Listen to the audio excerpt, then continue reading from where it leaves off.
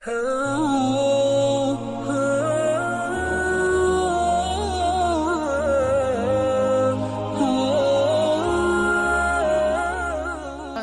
nggak ngebangunin Aisyah di sebelah. Waktu itu pas Nabi lagi ruku, Nabi lagi sujud, di tubuh Nabi itu kayak kedengaran ada suara tulang patah atau tulang kegesek gitu. Aisyah bangun. Astagfirullahaladzim, Nabi kenapa? Nabi kenapa kok kayak ada suara tulang gitu di tubuh beliau, kayak orang lagi patah tulang kan, truk gitu. Nabi sujud bunyi, Nabi ruku bunyi. Akhirnya Aisyah kasihan sama Nabi, diusap-usap di sebelah Nabi gitu. Nabi lagi sholat diusap-usap. Begitu Nabi beres sholat, Nabi menghadap, Assalamualaikum. Ada Aisyah di sebelah. Itu tuh bedanya sholat berdua sama sendiri. Pernah sholat ditungguin pasangan? Sholat tahajud ditungguin pasangan, dia duduk di sebelah. Kok duduk di sebelah gak ikut sholat Ustaz? Lagi dapat gilirannya, periodenya, jadi dia gak bisa sholat, lagi haid. Duduk di sebelah, gak bisa sholat juga dia kayak setia gitu dampingin sholat. Apa bedanya? Bedanya pas salam, Assalamualaikum warahmatullahi. Beda. Kalau sholat sendiri, Assalamualaikum warahmatullahi. Mana sih? Gak ada siapa-siapa gitu kan. Kalau ini sholat salam, terus bedanya lagi apa? Pas amin, waladhdallin, amin, gitu aminnya. Kalau sholat sendiri, waladhdallin, nggak ada yang aminin. Atau kalau ada pun suaranya, amin, kan ngeri. Jadi kalau kalian pengen ibadahnya tuh kayak nyaman gitu ya, nikah ya. Balik lagi tadi ya. Jadi salah satu di antara ciptaan Allah yang kalau dilihat itu berpahala dan kayak gampang banget bapernya, lihat mantan, pasangan maksudnya, istri, bukan lihat mantan. Lihat mantan di sosmed nggak boleh, pakai akun palsu. Kok Ustaz tahu aja sih, pengalaman. Enggak lah, saya akun cuma satu, Hanan_Attaqi, follow. Modus. Oke, jadi gimana sih caranya kita zikir, kita nyebut nama Allah tapi kerasa di hati. Salah satunya teman-teman coba sebut nama Allah itu yang sesuai dengan masalah kita. Jadi kalau kita ada masalah, makanya kita hafal beberapa nama Allah itu sesuai dengan masalah. Kenapa ada 99 walaupun bukan batasan, karena nama Allah itu nggak terbatas kan. Cuman yang terkenal itu kan 99 tuh. Sama kayak nama Nabi kan yang terkenal itu 25 kan. Padahal yang kita kenal bukan 25 loh, 26. Ada satu lagi yang kita kenal, common, Nabi Khidir. Berarti kan Nabi bukan 25. Ada Nabi Khidir, ada Nabi Yusha, Joshua, ada Nabi Daniel. Nabi itu ada lebih dari 100.000. Cuman yang terkenal 25. Nama Allah yang terkenal 99, tapi gak terbatas. Kenapa ada 99? Biar kita tuh kalau lagi ada masalah, nyebut nama Allah itu sesuai dengan masalah kita. Masalahnya hutang, nyebutnya apa? Ya Razzaq. Kalau kita punya hutang, ya Razzaq, ya Fattah. Kalau kita kayak habis diputusin, nyebutnya apa? Ya Wadud, ya Sami'. Kenapa? Orang kalau habis diputusin kan pengen curhat kan? Curhat sama teman, kadang-kadang kita baru buka curhat, dia curhat balik. Gue pengen curhat nih. Kenapa? Gue habis diputusin. Ya laki-laki emang semuanya kayak gitu. Gue juga kemarin diputusinnya dengan cara yang panjang. Padahal kan kita yang mau curhat. Kenapa dia curhat duluan gitu kan? Yang lebih parah lagi, kita curhat lewat telepon. Dia dengerin loudspeaker. Udah gitu dia ngapa-ngapain, pergi ngapain gitu. Kita ngomong sendiri gitu kan, garing gak sih? Ngomong sendiri kita kayak udah bersemangat banget. Dia baik banget loh, dia mau dengar curhat gue. Ngomong panjang lebar. Terus lama-lama kita curiga, kok diam aja sih? Lu masih ada gak sih? Akhirnya dia lari dari dapur. Oh iya masih ada. Terus balik lagi. Ini manusia, dia bukan Sami'. Apa arti Sami'? Ini terjemahan mainstream. Saya tuh gak suka mainstream. Saya pengen yang sesuatu yang baru, tajdid dalam pemahaman. Terjemahan Sami' secara mainstream, maha mendengar. Apa sih maksud maha mendengar? Kalau menurut saya, Sami itu bukan hanya maha mendengar, maha betah mendengar curhat. Itu Sami. Allah itu kalau dengar kita curhat, gak pernah bosan. Allah itu kalau dengar curhat dari kita, tuh gak pernah dikasih limit. Kamu punya batas waktu 5 menit aja deh. Soalnya yang curhat kan banyak nih. Hamba-hamba semuanya bermasalah, lagi pada galau nasional gitu. Ya udah kamu curhat 5 menit aja. Enggak, kita boleh curhat sepanjang malam. Begitu kita angkat tangan, Rabbi, Allah langsung mendatangi kita. Abdi, hal laka hajah, kamu butuh sesuatu hambaku? Hal min taib, kamu pengen taubat hambaku?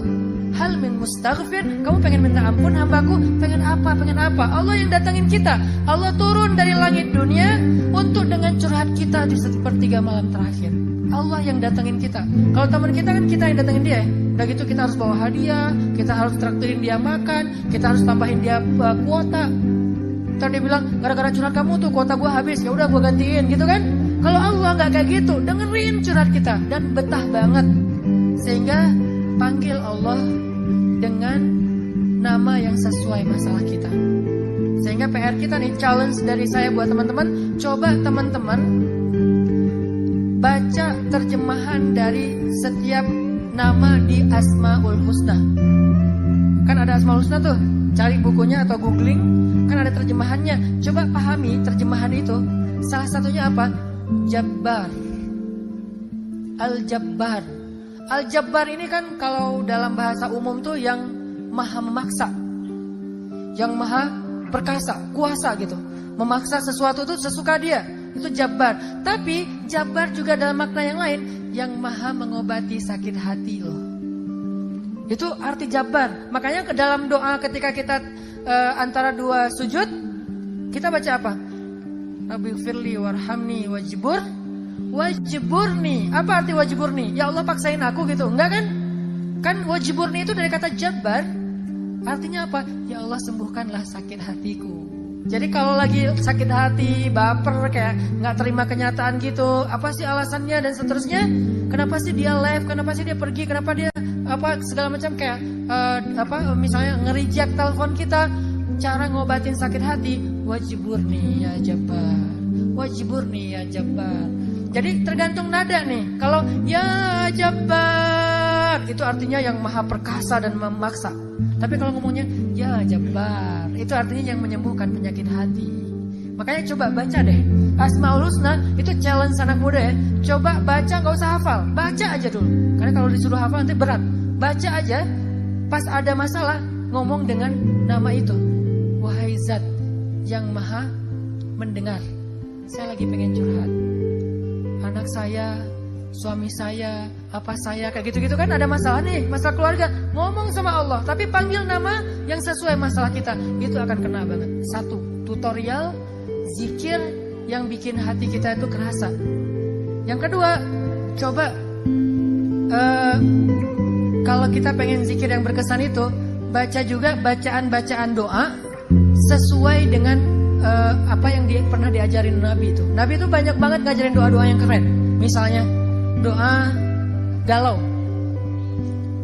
doa kayak hampir kayak desperate gitu, kayak hampir putus asa. Bacanya apa?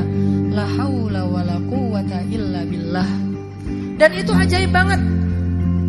Sampai ini tutorial yang ketiga ya. Kalau teman-teman pengen zikirnya berasa di hati, baca fadilah dari zikir itu. Apa fadilah? Keutamaan, benefit, kerennya zikir itu apa? Coba baca. Misalnya nih, pas kita sholat ya, siapa yang ketika sholat berjamaah mendengar imamnya mengatakan Sami Allahu liman hamidah, apa artinya? Kita sering dengarkan tuh itu kan, sehari minimal 17 kali. Sami Allah liman hamidah, 3 kata. Allah maha mendengar kepada orang yang memujinya.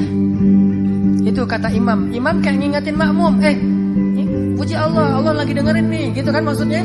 Sami Allahu liman hamidah, kata imam. Kita langsung puji. Rabbana lakal hamdu hamdan katsiran thayyiban mubarakan fih. Begitu kita ngomong ini, tahu nggak apa yang terjadi? Malaikat itu akan rebutan pengen doain kita. Rebutan, gua duluan dong. Malaikat rebutan pengen nge-like caption kita. Malaikat tuh pengen nge-repost caption kita ke langit dengan kalimat apa? Ya Allah, sayangi hamba ini. Ya Allah, ampuni hamba ini. Sekarang giliran gua. Udah. Kayak rebutan orang berdoa di mana? Di Multazam Ka'bah. Kayak orang rebutan berdoa di mana? Di Raudhah Madinah. Kan itu rebutan tuh. Saya pernah tuh lagi doa di Raudhah Madinah. Lagi doa, terus disenggol-senggol dari belakang. Ya Allah. Ya Allah. Jadi kayak doa itu kayak nggak bisa tenang gitu, saking dorong-dorongan. Apalagi orang Indonesia. Kalau udah doa bersimpuh gitu kan, duduk bersila. Ya Allah, kayaknya paling banyak masalah itu orang Indonesia gitu. Karena doanya paling panjang gitu. Orang Arab kan doanya sambil jalan ya. Rabbana atina apa segala macam beres gitu. Tapi ada yang unik juga, orang Indonesia datang di Raudhah, saya liatin aja. Yang lain kan mulutnya komat kamit, ada yang bersuara, ini diam aja. Pas sudah keluar Raudhah, amin. Jadi apa maksud dia? Dia kayak ngaminin doa semua orang buat dia sendiri gitu. Ini doa cerdas ya. Dia kayak baru hijrah gitu kan, baru hijrah terus nggak baca doa, nggak tahu. Gua baca apa sih? Ya udah deh. Amin, samain aja deh yang sama yang lain ya Allah gitu. Jadi paket komplit gitu kan. Nah malaikat itu tuh ngedoain orang yang memuji Allah ketika i'tidal. Itu kayak orang berdoa di Raudhah loh. Kayak orang berdoa di Multazam depan pintu Ka'bah atau di Hajar Aswad. Orang kan mau Hajar Aswad tuh kan tarik-tarikan tuh. Ada ibu-ibu tuh mau nyium Hajar Aswad sampai dia akhirnya kelempar ke atas. Kan semua di sana orang berhijab kan. Dia kelempar di atas. Pas sampai kelempar atas, kelempar ke depan. Udah di depan dia nyium Hajar Aswad, kelempar lagi ke belakang, hijabnya ketinggalan di Hajar Aswad. Dia kelempar ke belakang, terus dia alhamdulillah bisa cium Hajar Aswad. Bu kepalanya, astagfirullah gitu. Ini nih hebohnya orang pengen apa? Pengen doa di sana kan ya. Nah, ternyata malaikat itu juga ada kayak momen-momen kayak gituan. Bukan cuma manusia doang yang kayak gitu. Kita pernah kayak gitu di pas umroh dan haji. Malaikat juga pernah. Kapan? Salah satu momen malaikat rebutan berdoa itu adalah ketika Sami Allahu liman hamidah. Kita di belakang Rabbana lakal hamd hamdan katsiran thayyiban mubarakan fi. Itu malaikat rebutan pengen doain kita. Udah dong, gua dong. Ada berapa malaikat? 70.000 malaikat. Kebayang gak tuh keutamaan doa itu tuh? Baru baca gitu doang. Makanya kalau kita tahu fadilah, keutamaan setiap zikir, setiap kalimat yang kita baca, itu kita bakal semangat banget loh, berasa loh di hati. Kayak tadi lagi sholat, bukan GR ya, karena emang Nabi yang ngomong gitu kan. Jadi pas saya bilang, Sami Allahu liman hamidah, saya sendiri juga baca, Rabbana lakal hamdu, hamdan katsiran thayyiban mubarakan fihi. Bukan saya GR, jadi tapi kayak nggak mungkin juga malaikat bilang, ngapain sih lo kayak GR banget, kita nggak doain lo, gitu. Nggak mungkin, malaikat tuh rebutan, jadi kita kayak, alhamdulillah didoain malaikat, kayak pengen i'tidal yang lama, kan 70.000 malaikat ngantri gimana tuh, bisa semalaman kan? Kalau seandainya saya mau tuh, seharusnya Rabbana lakal hamdu hamdan katsiran thayyiban mubarakan fi, udah aja diam. Cuman saya khawatir makmumnya yang curiga, jangan-jangan Ustadz meninggal berdiri nih, husnul khotimah gitu kan. Akhirnya digantiin dari belakang gitu. Jangan, itu sikut menyikut ya.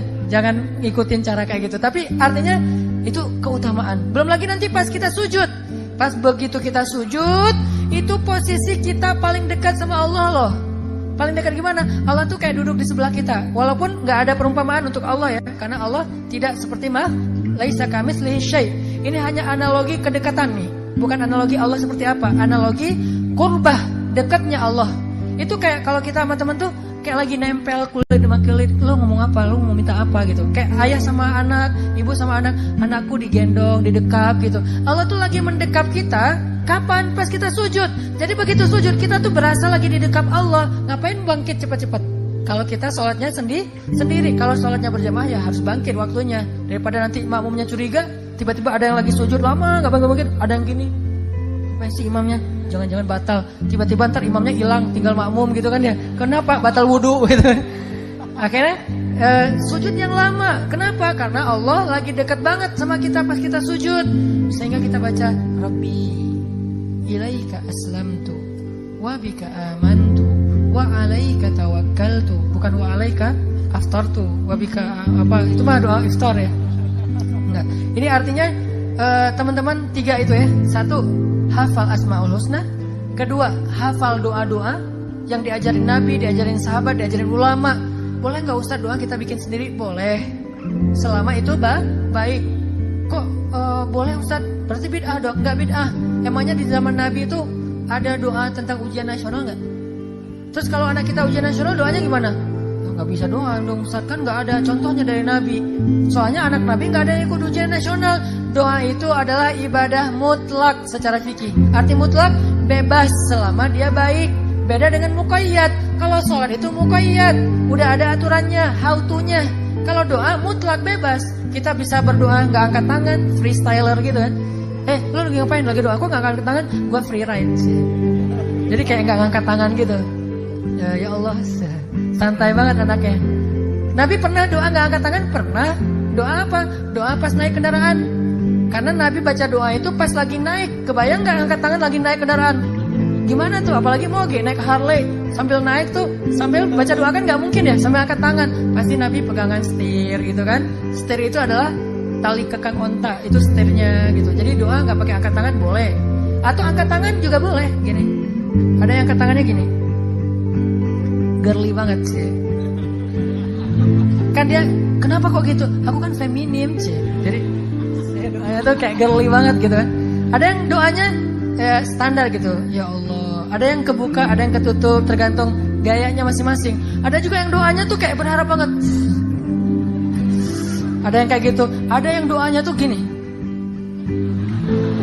Pernah nggak ngeliat Nabi ketika malam perang Badar doanya tuh gini? Itu namanya istighosah. Ada ayatnya, ada iltastaghisuna rabbakum fastajabalakum. Di surat Al-Anfal, ketika kalian beristighosah kepada Rabb kalian. Jadi istighosah itu ada dalilnya. Iltastaghisun rabbakum, ketika kalian beristighosah kepada Rabb kalian. Apa arti istighosah? Doa yang sangat panjang, semalaman. Nabi berdoa dari habis Isya sampai subuh. Doa, apa yang diminta sama Nabi? Ya Allah, menangkan kami besok. Ya Allah, kalau kami besok semuanya terbunuh, nggak ada lagi orang yang akan menyebut namamu di muka bumi. Saking Nabi berharapnya, Nabi mengangkat tangannya setinggi mungkin sampai jatuh syalnya Nabi diangkat lagi sama Abu Bakar. Jadi kita bisa berdoa dengan cara itu. Bisa juga, ya terserah sih. Kalau doanya misalnya kayak, ya Allah, besok saya mau ujian gitu ya. Ya Allah, saya mau kerja. Kalau udah kayak gini, jodoh. Ya Allah. Yang paling tinggi itu bab jodoh ya. Biar cepat diijabah gitu. Ya Allah, besok saya mau menghadap calon mertua yang berkumis tebal dan dia kayak serem banget gitu. Ngomong sama Allah, bisa angkat tangan. Yang ketiga caranya gimana? Doa dengan nelunjuk. Nelunjuk ini bukan ya Allah harus loh ya, bukan. Orang Arab kalau angkat tangan dengan nelunjuk, ini maksudnya apa? Iya karena abudu, wa iya karena selain engkau satu-satunya ya Allah. Makanya di Mesir tuh pas saya lagi kuliah di Mesir, kalau lagi kunut itu keren banget loh, kolosal banget. Jadi imamnya baca gini, Allahumma hdina fi man hadait. Makmumnya bukan bilang amin, bilangnya apa? Ya Allah. Itu serentak satu lapangan besar. Apalagi bulan Ramadan, sampai jalan-jalan tutup semuanya. Wa'afina fi man afait. Ya Allah, gitu serentak. Itu tuh kolosal banget, keren banget. Makanya mudah-mudahan ini jadi tren juga ya di anak muda. Kita sholat subuh berjamaah. Begitu imamnya kunut, Allahumma hdina fi man hadait. Imamnya jangan buru-buru. Allahumma hdina fi man hadait. Jangan gitu, yang santai. Biar apa? Biar aminnya serentak. Kita aminnya di belakang, amin. Aminnya tuh amin cowok. Jangan amin. Jangan gitu. Amin cowok, amin. Begitu, wa'afina fi man afait. Amin. Itu kan keren ya. Jadi kayak kolosal gitu subuhnya. Wah, Masya Allah itu luar biasa. Dengan syarat imamnya tahu gimana cara bikin crowd itu. Dia kuat, manajemen crowdnya tuh bagus si imamnya teh. Dia ngerti cara bikin crowd itu jadi kayak dia jadi center of interest tuh dia ngerti banget. Nah imam kayak harus ada pelatihan juga kayaknya ya. Imam gimana cara perform yang bikin crowd itu jadi interest ke dia kayak gitu-gitu, itu keren banget. Sehingga mudah-mudahan ini jadi kayak kebangkitan Islam dimulai dari Indonesia. Karena kata Nabi di akhir zaman kebangkitan Islam itu datangnya dari timur. Dan yang paling timur mayoritas muslim terbesar di dunia itu adalah Indonesia. Dan Indonesia punya harapan untuk itu. Kenapa? Di mana-mana dalam sejarah selalu kebangkitan itu dimulai dari anak muda. Termasuk Islam di zaman Nabi. Ketika awal Nabi berdakwah, 90% orang yang pertama masuk Islam itu syabab, pemuda semuanya. Dan Indonesia mulai tahun depan akan menjadi negeri dengan mayoritas penduduknya anak muda. Takbir! Allahu Akbar. Barakallahu li walakum. Wassalamualaikum warahmatullahi wabarakatuh.